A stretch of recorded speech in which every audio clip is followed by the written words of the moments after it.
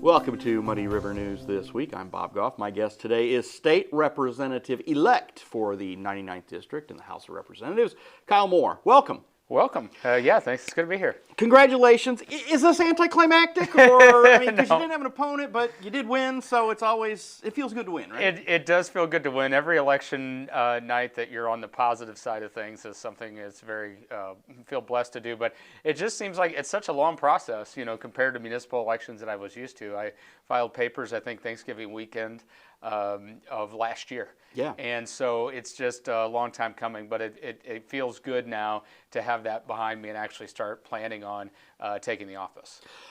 Been a while since you've been in office, so did you have kind of the same old feelings that you used to have when you were on the ballot before, or a little different? Because again, you didn't have an opponent. Yeah, I think this was a lot different. When I ran before, they were pretty much Tier 1 races locally for us, whether it be for the city council or for the mayors. It was top of the ticket. So this one was a little bit different, but they're all pretty special. And appreciate, it's amazing, even though I didn't have an opponent, just folks still reaching out, calling, texting. Sure. And so that made it feel a little bit more like a typical election night when my name was on the ballot with an opponent.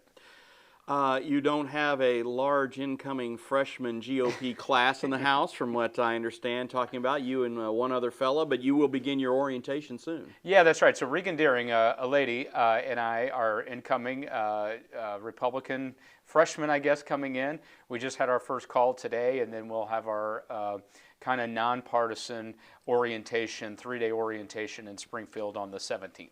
Have you been in touch and had a lot of conversations with the minority leader up to this date? Yeah, so she's reached out and their team has been in contact. And I'm very fortunate that I've known a number of representatives through my time as mayor. So they've reached out a number of times, and I've reached out to them just offering to help since I didn't have an opponent as well. As you begin this process, again, we talked about you are in the super minority, and the governor made some remarks earlier this week that basically, obviously his team was on the losing end of the national slate. He still feels like, well, we have things to do here in Illinois, and we're not going to let that stop us, I guess. Yeah. Well, I think definitely the results of the national election on Tuesday means that Republicans are going to have a heck of a fight on our hands in Springfield, because I think there's going to be a lot of pushback from what happens nationally here in Illinois. So I think for conservatives, we're going to have to be ready to go. Not that we haven't been before, but I certainly think it's going to be probably more active than had you seen a Harris administration at the top of the ticket nationally.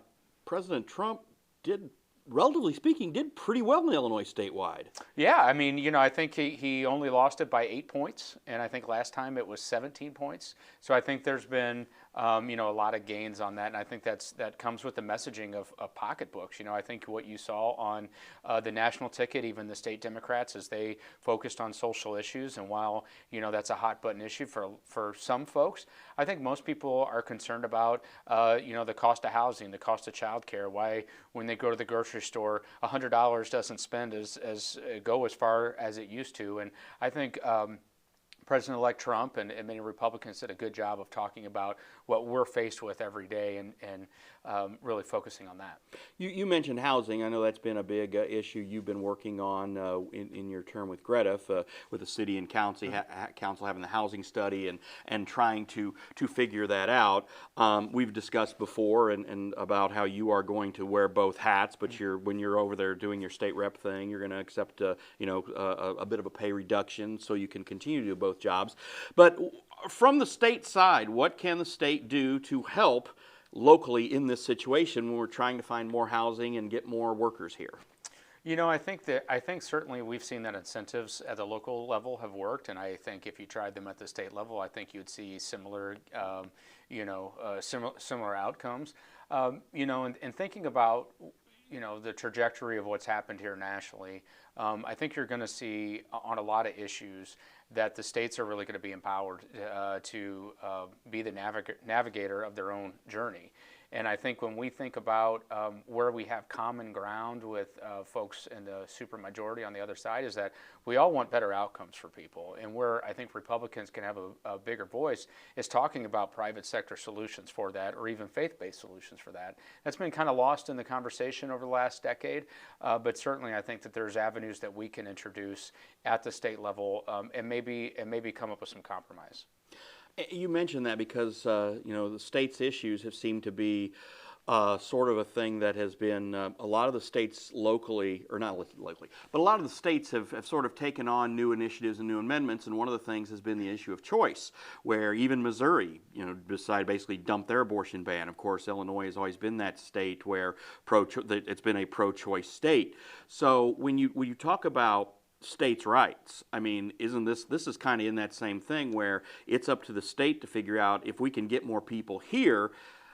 That's still a tough chore to get more people to Illinois, but then how do we help keep them here? How do we help them kind of get started? Well, here's what I mean by that. When you talk about empowering states, there's going to be some type of recovery plan for the nation, economic recovery plan by the Trump administration. And my belief, and just knowing some folks that have worked for the Trump administration in the past, is that they're going to want to have those solutions be state-driven. That they've seen the federal bureaucracy not work, and that a lot of dollars gets lost in the shuffle. And so I think you're going to see states empowered in the next Trump administration, which means that we're going to be able to come to the table locally and at the state level with a lot of different alternatives. And so I think that's what's going to happen. Of course, we'll look back here in a year or two and see if that's what actually happened. So I know when people say states' rights, they think of social issues, right, but it's really about empowering us at the local level and the state levels to talk about things that we can do from an economic standpoint and from a solution standpoint that makes sense, because the solutions for Illinois doesn't necessarily make sense for Arkansas and things like that. And that's where I believe you're going to see a difference in how presidents govern, where I believe you would see Harris and Biden, and we saw it with Obama, have a very top-down approach. And I think you're going to see President Trump say, you know what, I believe in local and state governments, and you guys have the power and the wherewithal to know what's best in your regions. I think that's if that is the case, that is a great outlook to have, because again, like you said, it's not there can't be some sort of cookie cutter fix for all of this. Correct. And when we're looking at, and the administration can talk about how, inflation's down and all this stuff, but when people still see the prices going up. Now, some people will say that's the business owners who have really sort of done that, but I don't know. I think if we come out here and within the next 2 or 3 months we all of a sudden see a 50 cent a gallon drop in gas, then how do we explain that? I mean, presidents always get too much credit and too much blame for that sort of thing. But there's the same scenario. If all of a sudden the economics get better, somebody's got to get the credit, right? Right. Well, I mean, the credit and the blame goes around. Yeah. But I think you're starting. What you see, though, is you see effects of you have seen effects of state laws. So, for an example, the arbitrary increase in minimum wage that we saw here in the state of Illinois affected us. Now, who would have thought a year later we'd have COVID and a pandemic where all of a sudden the minimum wage isn't the going wage anymore, and that's the private market taking hold. And so, you can see that maybe the business owners.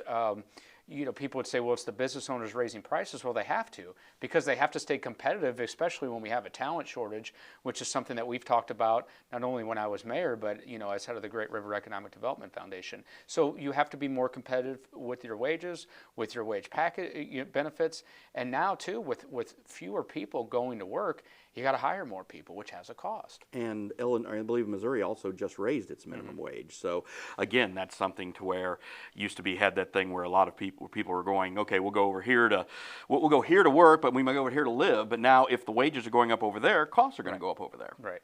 So, in your time at Gough so far, and in sort of in this new transition, we've talked about how it's not uncommon for state representatives and senators to have day jobs, so to speak.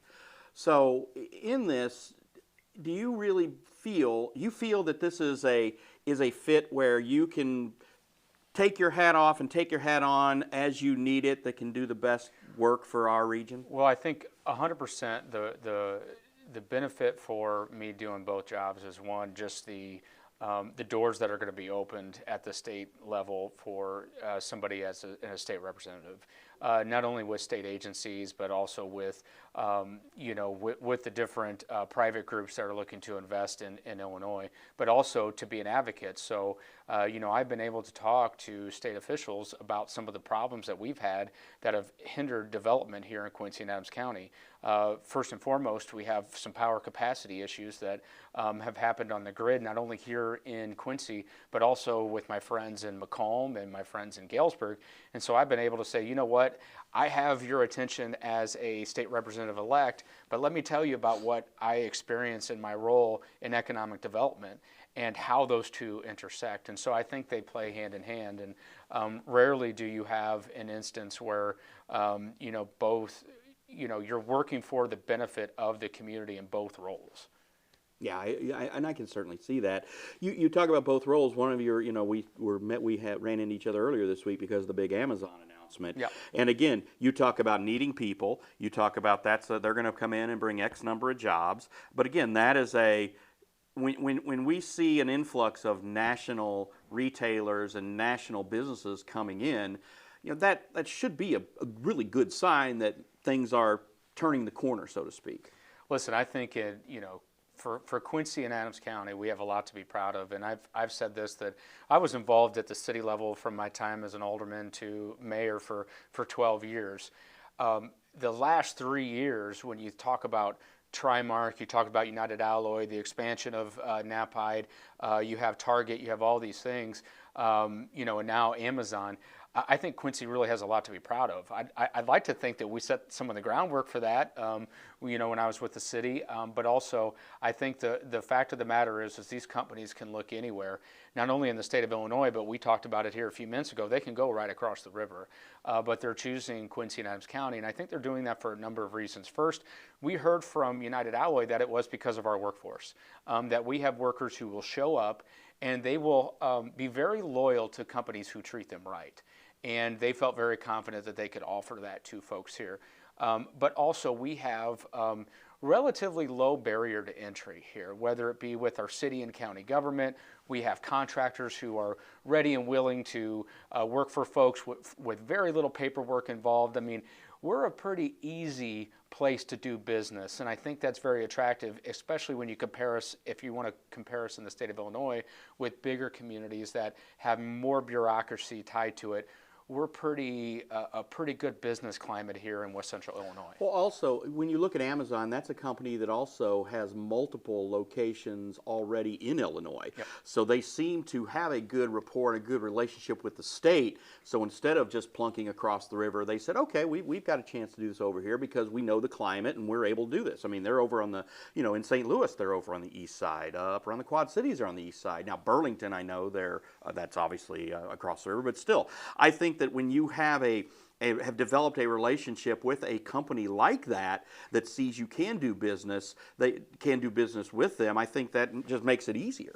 Well, and I think, one of the things that I always tell people too is I think that we have a heck of a story in the city of Quincy, and businesses who are looking to invest in your community are going to be looking at what is going on in your community right now, what's gone on in the past. And so when you think about, from 2015 on, we've been able to tell a story about investing in new schools, investing in a law enforcement center, investing in infrastructure, new runway at the airport. And now when somebody's doing their research on Quincy, we have a website, Quincy's Calling, hey, we want you to be here. That is a lot different than when you have communities who are arguing amongst themselves and saying, hey, we don't want any outside money coming into our community. I think we've always been a welcoming community from our very founding, but now that we can say, hey, we're proud of our homegrown businesses like Knapheide Manufacturing, we're also proud to welcome a company like Amazon into Quincy, Illinois. That's going to further pay dividends when other companies start looking at where they're going to locate. So wrapping up, you again, you have your an orientation coming up here in a couple weeks, and then you will be sworn in January 8th. January 8th. I was just told that today. Okay. Yeah. Good. So, well, it's always better to be sworn in than sworn at. There you so, go. Again, I think it's always a special day over there. I was over there a few times and got to witness a few of those. So, And can I say one thing? Please, yeah. Why we're talking about it? So, Representative Randy Freese has been really phenomenal through this whole thing. Obviously, I knew him as a friend and in my capacity as mayor, but we've been able to work together on a staff hire. We've been able to work together on just a number of things, and so I always want to make sure that people realize that behind the scenes, we have people working together. People may not always see that, but also I think somebody that's on their way out could easily just shut the door, turn off the lights, and he's making sure that we have a smooth transition. I just want to take this moment to give him his kudos because he really deserves that. Yeah, he's again, he's been a longtime public servant as state rep, and of course before that as circuit clerk.